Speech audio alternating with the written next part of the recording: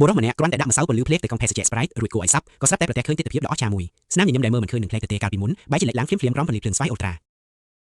ដូច្នេះហើយបុរសរូបនេះក៏បានសម្រេចចិត្តយ៉ាងក្លាហានមួយដែលគេបានយកកាក់បុរាណដែលមានតម្លៃរាប់លានដុល្លារទៅចុះលុកក្នុងទឹកថ្នាំនោះរួចផ្ញើតាមប្រៃសណីយ៍ដោយមិនដាក់ឈ្មោះទៅឲ្យនាយកសារមន្ទីរដ៏ធំបំផុតនៅក្នុងតំបន់នៅពេលដែលគាត់បានឃើញកាក់បុរាណដ៏កម្រាស់នេះគាត់ក៏បានយកវាមកកាន់ពិនិត្យដោយមិនមានការសង្ស័យអ្វីបន្តិចឡើយប៉ុន្តែគាត់មិនដឹងទេថាចាប់តាំងពីវិនាទីដែលគាត់បានប៉ះកាក់នោះគឺគាត់បានធ្លាក់ក្នុងអន្ទាក់ដែល Catchy បានរៀបចំទុកជាមុនបាត់ទៅហើយបន្ទាប់មកមិត្តរួមក្រុមរបស់ Catchy បានកាន់កាមេរ៉ាដែលថតរូបក្នុងសារមន្ទីរយ៉ាងខ្លាំងក្លាប៉ុន្តែតាមពិតទៅគឺពួកគេកំពុងប្រើប្រាស់កាមេរ៉ាស្មៃឡាស៊ែរដើម្បីបាញ់ទៅលើឧបករណ៍ផ្ដោតសញ្ញាអាសនកម្មកម្ដៅដែលនៅក្រោមទូដាក់តាំងបង្ហាញនៅពេលដែលឧបករណ៍កម្ដៅក្នុងទូតាំងទី1ត្រូវបានបញ្ឆេះឡើងសេចក្តីប្រកាសឯករាជ្យរបស់សហរដ្ឋអាមេរិកដែលនៅក្នុងនោះក៏ត្រូវបានប្រព័ន្ធការពារចោរកម្មស្វ័យប្រវត្តិបញ្ជូនទៅកាន់បន្ទប់សុវត្ថិភាពក្រោមដីភ្លាមៗនៅពេលនាយកសារមន្ទីរបានទទួលដំណឹងដ៏រន្ធត់នេះគាត់ក៏បានប្រញាប់ទៅកាន់បន្ទប់សុវត្ថិភាពដើម្បីវាយលេខកូដសម្ងាត់ប៉ុន្តែគាត់មិនដឹងទេថាខណៈពេលដែលគាត់វាយលេខកូដម្សៅពន្លឺភ្លេងនៅលើដៃរបស់គាត់ក៏បានជាប់ទៅលើក្តារចុចលូដែរនៅពេលនាយកចូលទៅក្នុងបន្ទប់សុវត្ថិភាពដើម្បីពិនិត្យមិត្តរួមក្រុមរបស់ Catchy ក៏បានលុបចូលទៅក្នុងបន្ទប់ម៉ាស៊ីនរួចប្រើម៉ាស៊ីនកាត់បំពង់ខ្សែភ្លើងដើម្បីបញ្ចូលឧបករណ៍បញ្ជាដែលបានត្រៀមទុកចូលទៅក្នុងបំពង់នោះបន្ទាប់ពីរកឃើញខ្សែវីដេអូសុវត្ថិភាពមិត្តរួមក្រុមរបស់គេក៏បានបញ្ចូលវាចូលទៅក្នុងប្រព័ន្ធសុវត្ថិភាពរបស់សារមន្ទីរនៅពេលដែលសិទ្ធិគ្រប់គ្រងត្រូវបាន hack ដោយជោគជ័យពួកគេក៏បានបញ្ជាឲ្យកាមេរ៉ាទាំងអស់នៅស្ងៀមមិនដំណើរការចំណែក Catchy វិញបានក្លែងខ្លួនជាជាងជួសជុលដោយយកលេសមកពិនិត្យប្រព័ន្ធការពារចោរកម្មដើម្បីចូលទៅក្នុងសារមន្ទីរបន្ទាប់មកគេក៏បានចូលទៅផ្លាស់ប្ដូរសម្លៀកបំពាក់ក្នុងបង្គន់คล้ายជាភ្ញៀវទេសចរធម្មតាម្នាក់មូលហេតុដែល Catchy សុខចិត្តប្រថុយគ្រោះថ្នាក់ធ្វើរឿងទាំងអស់នេះគឺដើម្បីនាំយកឧបករណ៍បដូរពណ៌ចូលទៅក្នុងសារមន្ទីរបន្ទាប់ពីតុបតែងខ្លួនរួចរាល់ Catchy ក៏បានដើរចូលទៅក្នុងពិធីជប់លៀងយ៉ាងរំភើយបន្ទាប់មកឆ្លៀតឱកាសដែលគេកំពុងចាប់ដៃជាមួយនាយកសារមន្ទីរគេក៏បានឆក់យកកែវស្រាពីដៃរបស់នាយករួចបដូរយកកែវរបស់ខ្លួនឯងទៅដាក់ជំនួសវិញធ្វើឲ្យគេទទួលបានកែវស្រាដែលមានស្នាមមេដៃរបស់នាយកយ៉ាងងាយស្រួលបន្ទាប់មក Catchy បានដកថង់ស៊ីមួយចេញមករួចប្រញាប់រត់ចូលទៅក្នុងបង្គន់នៅពេលគ្មានមនុស្សបន្ទាប់មកក៏បានចាក់ទឹកថ្នាំស្រូបមេដៃទៅលើសម្លៃរួចដាក់វាចូលទៅក្នុងថង់ជាមួយកែវស្រានោះមិនយូរប៉ុន្មានស្នាមមេដៃរបស់នាយកក៏ចាប់ផ្ដើមលេចចេញមកយ៉ាងច្បាស់ដោយសារតែជោគជ័យឬបរាជ័យគឺស្ថិតនៅលើរឿងនេះ Catchy ក៏បានពាក់ស្រោមមេដៃភ្លាមៗដើម្បីស្រូបយកស្នាមមេដៃដែលនៅជាប់នឹងកែវស្រានោះប៉ុន្តែមូលហេតុដែលគេចង់បានស្នាមមេដៃរបស់នាយកគឺដើម្បីប្រើវាសម្រាប់បើកទ្វារចន្ទាយន្តឆ្ពោះទៅកាន់បន្ទប់សុវត្ថិភាពដោយសារតែពេលវេលាមានកំណត់គេត្រូវតែធ្វើសកម្មភាពភ្លាមៗសំណាងល្អនៅពេលដែល Catchy ដាក់ស្នាមមេដៃទៅលើប្រព័ន្ធ scan របស់ចន្ទាយន្តទ្វារចន្ទាយន្តក៏ត្រូវបានបើកដោយជោគជ័យរហូតដល់ Catchy បានចូលទៅដល់ជាន់ខាងក្នុងនៃបន្ទប់សុវត្ថិភាពក្រោមដីភ្លាមនោះ Catchy ក៏បានដកពន្លឺស្វាយ Ultra ចេញមកដើម្បីមើលឲ្យច្បាស់នៅតួអក្សរដែលនាយកបានចុចលើក្តារចុចលេខសម្ងាត់បន្ទាប់ពីគេរាយការណ៍តួអក្សរទាំងអស់ទៅកាន់មិត្តរួមក្រុមដែលជា hacker មិនដល់ប្រមាណវិនាទីផងមិត្តរួមក្រុមរបស់គេក៏បានបំបែកលេខសម្ងាត់បន្ទប់សុវត្ថិភាពដោយជោគជ័យគាត់បានបញ្ចូលលេខសម្ងាត់តាមលំដាប់លំដោយត្រឹមត្រូវហើយទ្វារដៃថេបនៃឃ្លាំងសុវត្ថិភាពដែលមានទម្ងន់រាប់សិបតោនត្រូវបោកគាត់ស្មានថាអ្វីគ្រប់យ៉ាងស្ថិតក្រោមការគ្រប់គ្រងប៉ុន្តែខណៈពេលដែលគាត់រៀបនឹងលួចសេចក្តីថ្លែងការណ៍ឯករាជ្យនៅក្នុងឃ្លាំងនោះមិត្តរួមក្រុមដែលកំពុងមើលការត្រួតពិនិត្យស្រាប់តែបាត់បង់សញ្ញានេះធ្វើឲ្យគាត់មានការភ័ន្តច្រឡំបន្តិចដោយដឹងថាមិនគួរនៅទីនេះយូរគាត់ក៏សម្រេចចិត្តលើកយកស៊ុំរូបភាពនៃសេចក្តីថ្លែងការណ៍ឯករាជ្យហើយត្រៀមខ្លួនរត់ចេញនឹកស្មានមិនដល់ថាពេលទើបតាដាមកដល់ច្រកផ្លូវគាត់ក៏បានជួបនឹងដៃគូប្រកួតប្រជែងតាមពិតទៅពួកគេក៏មានបំណងចង់បានសេចក្តីថ្លែងការណ៍ឯករាជ្យនេះដែរដោយសារតែភាគីម្ខាងទៀតមានគ្នាច្រើនគាត់ក៏បង្ខំចិត្តចូលទៅពួនក្នុងចន្ទាយន្តមួយផ្លែតរួចដោះស៊ុំរូបភាពសេចក្តីថ្លែងការណ៍ឯករាជ្យចិនហើយលាក់វានៅជាប់នឹងខ្លួនប៉ុន្តែនៅពេលដែលគាត់ព្យាយាមចាក់ចេញពីសារមន្ទីរដោយភាពស្លន់ស្លោនាយកសារមន្ទីរក៏បានចាប់អារម្មណ៍នឹងទង្វើគួរឲ្យសង្ស័យរបស់គាត់ប៉ុន្តែគាត់មិនបានទៅរារាំងនោះទេព្រោះគាត់ក៏ចង់ដឹងដែរថាតើនៅពីក្រោយសេចក្តីថ្លែងការណ៍ឯករាជ្យនេះពិតជាមានផែនទីកំណត់ដោយក្នុងរឿងព្រេងមែនឬអត់បន្ទាប់មកគាត់ក៏បាននាំនាយកសារមន្ទីរត្រឡប់ទៅផ្ទះវិញភ្លាមៗគាត់បានយកសម្លេងតបាត្រជាក់មកសាក់លបងនៅផ្នែកខាងក្រៅនៃសេចក្តីថ្លែងការណ៍ឯករាជ្យដ៏មានបំណងចង់បើកកកាយអាថោកំបាំងនៃផែនទីកំណត់គាត់បានយកសម្លេងត្បល់ត្រជាក់មកដោះលើក្រូចឆ្មាបន្ទាប់មកគាត់បានលាបទឹកក្រូចឆ្មាយ៉ាងយឺតៗនៅផ្នែកខាងក្រោយនៃសេចក្តីថ្លែងការណ៍ឯករាជ្យ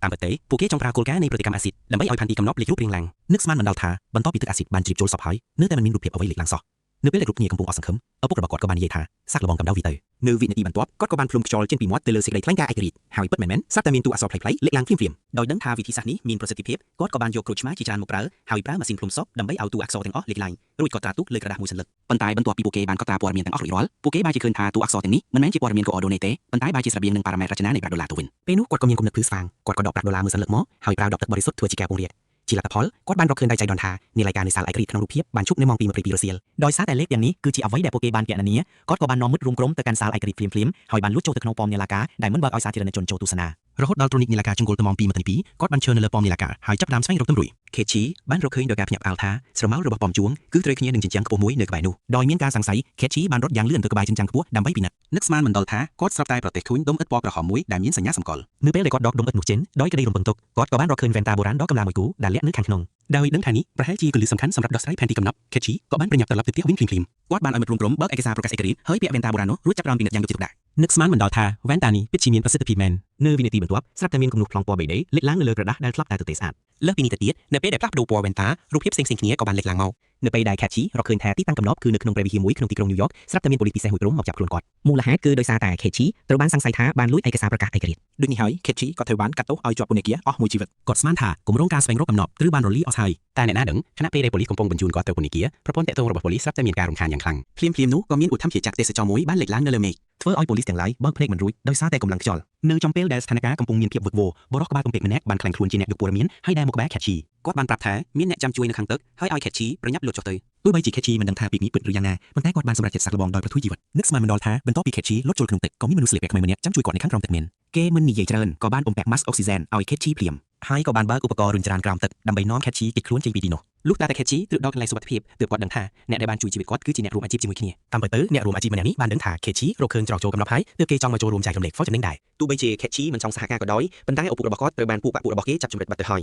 ដើម្បីសុវត្ថិភាពក្រុមគ្រួសារខេតឈីក៏បង្ខំចិត្តនាំពួកគេទៅកាន់ព្រះវិហារនៅញូវយ៉កបន្ទាប់ពីបានបញ្ជាក់ថារូបភាពនៅខាងក្រោយឯកសារប្រកាសឯករាជ្យគឺជាភ្នូខ្មោចពួកគេក៏បានចុះទៅខាងក្រោមព្រះវិហារភ្លាមពិតមែនហើយបន្ទាប់ពីស្វែងរកអស់មួយសន្ទុះមកពួកគេក៏បានរកឃើញច្រកចូលដែលលាក់កំណត់ដើម្បីឲ្យដឹងច្បាស់ថាមានកំណត់ដ៏មានតម្លៃអ្វីខ្លះនៅក្នុងភ្នូបុរាណនេះពួកគេក៏បានចាប់ផ្ដើមជីកកាយយ៉ាងលឿននឹកស្មានមិនដល់ថាបន្ទាប់ពីមឈូសនៅខាងក្នុងត្រូវបានលើកចេញយឺតពួកគេក៏បានរកឃើញផ្លូវសម្ងាត់ដ៏ជ្រៅមួយនៅពីក្រោយវាដើម្បីស្វែងយល់ឲ្យកាន់តែច្បាស់គ្រប់គ្នាបាននាំគ្នាចូលទៅក្នុងនោះដោយមិនស្ទាក់ស្ទើរឡើយប៉ុន្តែអ្វីដែលពួកគេនឹកស្មានមិនដល់នោះគឺចុងបញ្ចប់នៃផ្លូវសម្ងាត់ដ៏ទន់ជ្រាបនេះគឺជាពិភពមួយផ្សេងទៀតនៅខាងក្នុងមិនត្រឹមតែមានកូនចលក់សម្រាប់ប្រើតាំងពីសម័យបុរាណប៉ុណ្ណោះទេថែមទាំងមានសំណង់ដ៏អស្ចារ្យមួយទៀតផងឃើញមានជាងគៀងប្រេងដ៏ធំមួយនៅខាងមុខខេតឈីក៏បានអុជវាដោយមិនស្ទាក់ស្ទើរឡើយនៅវិនាទីបន្ទាប់បន្ទប់ភ្នួទាំងមូលត្រូវបានបំភ្លឺភ្លាមៗដើម្បីស្វែងរកកំណត់ពួកគេបានដើរយ៉ាងលឿនទៅកាន់ចិន្តាឈើខាងក្រោមនឹកស្មានមិនដល់ពួកគេដើរមិនទាន់បានប៉ុន្មានចំហៀនផងធូលីក៏ចាប់ផ្ដើមធ្លាក់ពីខាងលើមកឥតឈប់មុនពេលអ្នករកគ្នាអាចដឹងខ្លួនម្នាក់ក្នុងចំណោមពួកគេបានជន់បាក់ចិន្តាដែលទ្រុឌទ្រោមនោះហើយបានបាត់បង់ជីវិតបន្ទាប់មកចិន្តាទាំងមូលក៏មិនអាចទ្រុឌទ្រោមទម្ងន់មនុស្សជាច្រើនអ្នកបានដែរដើម្បីរស់ក្រុមការងារបានប្រញាប់លោតទៅចិន្តានៅម្ខាងទៀតចំណែកអ្នកដែលលោតមិនទាន់ក៏បានធ្លាក់ចូលទៅក្នុងជ្រោះជ្រៅដែលគ្មានបាតនៅពេលនេះខៃឈីនិងអ្នកគ្រប់គ្រងសារមន្ទីរក៏ត្រូវបានជាប់គាំងនៅលើចិន្តាដែរសំណាងល្អក្នុងគ្រាអាសន្នឪពុករបស់ខៃឈីស្រាប់តែរកឃើញខ្សែពួរមួយដែលធ្វើឲ្យអ្នកទាំងពីរអាចគេចផុតពីគ្រោះថ្នាក់បានបន្ទាប់ពីបានឆ្លងកាត់ការផ្សងព្រេងដ៏រំភើបនេះខ្សែភ្នែកអ្នកគ្រប់គ្រងសារមន្ទីរចំពោះខៃឈីក៏ចាប់ផ្ដើមប្រែប្រួលបន្តិចម្ដងប៉ុន្តែឥឡូវនេះមិនមែនជាពេលដែលត្រូវនិយាយរឿងស្នេហានោះទេឥឡូវនេះពួកគេត្រូវតែប្រញាប់ស្វែងរកកំណប់ឲ្យបានឆាប់តាមដែលធ្វើទៅបានដើម្បីចាក់ចេញពីកន្លែងដ៏គ្រោះថ្នាក់នេះបន្ទាប់មកពួកគេក៏ដាក់ចិត្តជិះចណ្ដៅយន្តចុះទៅដល់បាតក្រោមនៃបន្ទប់ភ្នូស្មានតែទីនេះមានលក្ខកំណប់អ្វីមួយតែនៅពេលពួកគេដើរទៅដល់ចុងបំផុតនៃភ្នូបែរជាឃើញតែគំនូរបុរាណដែលចាស់ៗទៅវិញគ្មានកំណប់ដែលមានតម្លៃមហាសាលតតែសោះរឿងនេះបានធ្វើឲ្យហួងម៉ៅខឹងសម្បាយ៉ាងខ្លាំងភ្លាមៗគាត់មានអារម្មណ៍ថាខៃឈីកំពុងតែលេងសើចនឹងពួកគេដូច្នេះដោយសារតែកំហឹងគាត់បានសម្រេចចិត្តបង្ខាំងពួកគេទុកនៅទីនេះជារៀងរហូតតាមពិតទៅហួងម៉ៅនិងខៃឈីមិនមែនជាមនុស្សក្រុមតែមួយនោះទេដោយសារតែគ្មានកំណប់នៅក្នុងភ្នូគាត់ក៏គ្មានចំណាប់អារម្មណ៍ក្នុងការសហការជាមួយខៃឈីបន្តទៀតដែរបន្ទាប់មកហួងម៉ៅក៏បានចាក់ចេញពីទីនោះតាមចិន្តាយន្តតែមួយគត់នឹកស្មានមិនដល់